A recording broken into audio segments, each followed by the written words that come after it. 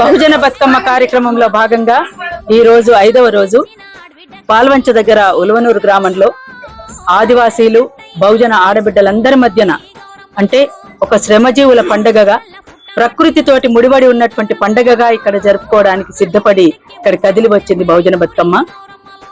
ఈసారి తీసుకున్నటువంటి కాన్సెప్ట్ కూడా అదే, ప్రకృతి రక్షణే ప్రజల రక్షణ, అడవుల విధ్వంసం అంటే ప్రజలపై యుద్ధమే అని అంటూ చాటి చెబుతూ ఈ సంవత్సరం తీసుకున్నటువంటి కాన్సెప్ట్ తోటి ఇక్కడికి రావడం అనేటువంటి జరిగింది. గత 15 సంవత్సరాలుగా వనరుల విధ్వంసానికి వ్యతిరేకంగా, మద్యపానానికి వ్యతిరేకంగా, అంటరానితనానికి వ్యతిరేకంగా, వివక్షతలకు వ్యతిరేకంగా, ఎన్కౌంటర్లకు వ్యతిరేకంగా, స్వేచ్ఛాయుతమైనటువంటి గాలి పీల్చుకునేటువంటి దానికోసం ఆరాటపడేటువంటి దానిగా బహుజన బతుకమ్మ కదిలి వచ్చింది.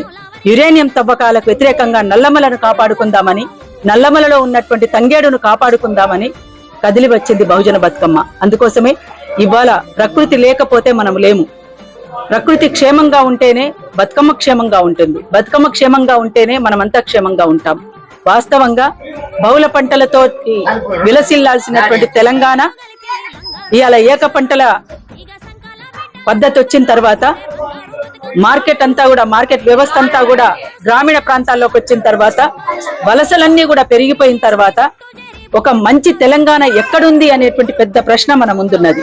అందుకనే గుట్టల్ని, అడవులను, కుంటలను, చెరువులను, వాగులను, వంకలను కాపాడుకుందామని, అసలు ప్రకృతి అంటే ఒక ఆడబిడ్డ అంటేనే ప్రకృతి అని, ఈ రెండింటితో ముడిపడి ఉన్నటువంటి బతుకమ్మగా మనం బతికించుకోవాల్సినటువంటి అవసరం, ఆవశ్యకత ఇవాళ ఉన్నది.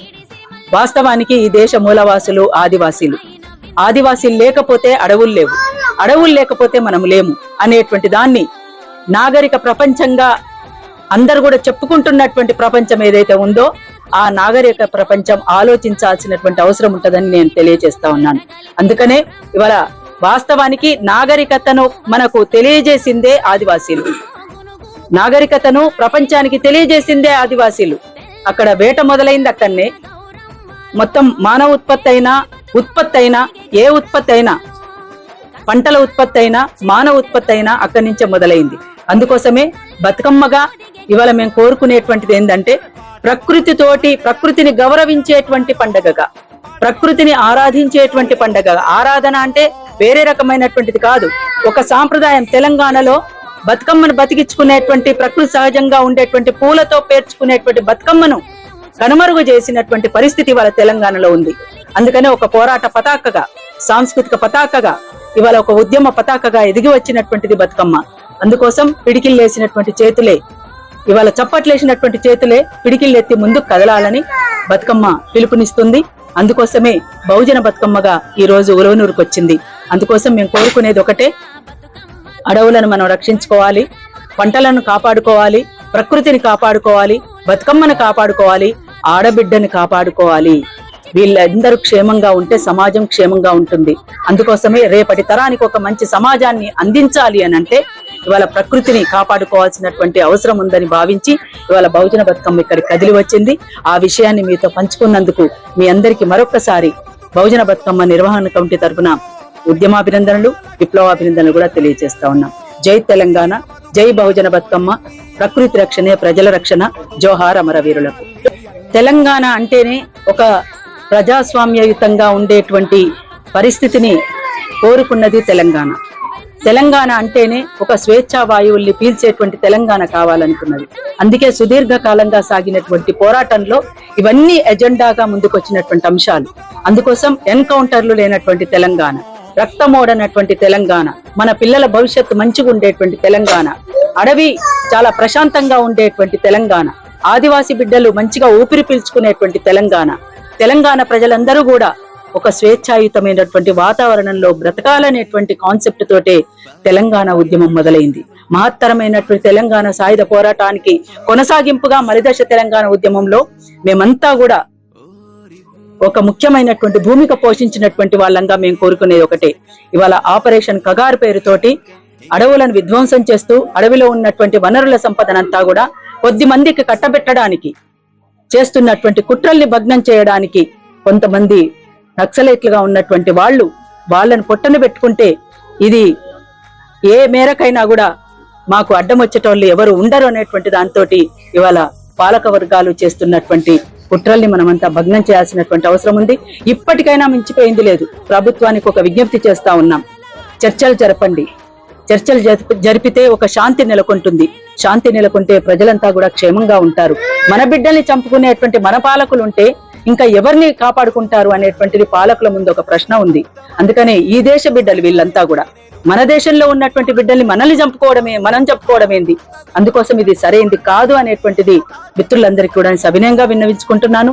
ప్రభుత్వాన్ని కూడా కోరుతా ఉన్నాను, ఒక విజ్ఞప్తి చేస్తా ఉన్నాను. ఇవాళ మొత్తంగా ఆపరేషన్ కగార్ని ఇప్పటికైనా ఆపి ఒక స్వేచ్ఛాయుతమైనటువంటి వాతావరణాన్ని నెలకొనేలా ఆలోచించాలి అనేటువంటిది బహుజన బతుకమ్మగా కూడా మేము విజ్ఞప్తి చేస్తా ఉన్నాం. అంతేకాకుండా బహుజన బతుకమ్మ అంటేనే అందరం కలిసిమెలిసి ఆడుకునేటువంటి పండగ, అంటే ఒక సెక్యులర్ పండగగా దీన్ని జరపాల్సినటువంటి అవసరం ఉంటదని ప్రభుత్వానికి నేను ఒక విజ్ఞప్తి చేస్తున్నాను. ప్రభుత్వం నుంచి కూడా ఒక ప్రకటన రావాలని నేను కోరుకుంటున్నాను. బహుజన బతుకమ్మ నిర్వహణ కమిటీ కూడా అదే కోరుకుంటుంది. అందుకోసం అందరితోటి కలగలిసి ఆడుకునేటువంటి పండగగా దీన్ని జరుపుకోవడానికి ప్రజలందరూ కూడా సమాయత్తమై కదిలి రండి అని చెప్పేసి ప్రభుత్వం నుంచి ఒక ప్రకటన వెలువడాలి. ఇది అందుకనే ఒక అంటూ ముట్టు లేనటువంటి, కులము మతము లేనటువంటి, వీళ్ళు రావాలి వీళ్ళొద్దు అనేటువంటి పండగ కాదు ఇది. అందరము కలగలిసి ఆడుకునేటువంటి పండగ. ఈ పండగ కోసం అందరం కూడా ఆలోచించాలి. అంతేకాకుండా ఆపరేషన్ కగార్ని వెంటనే ఆపాలని, చర్చలు జరపాలని, అందరం క్షేమంగా ఉండేటువంటి సమాజం కోరుకుందామని, రేపటి తరానికి ఒక మంచి సమాజాన్ని అందిద్దామని మరొకసారి తెలియజేస్తూ జై బహుజన బతుకమ్మ.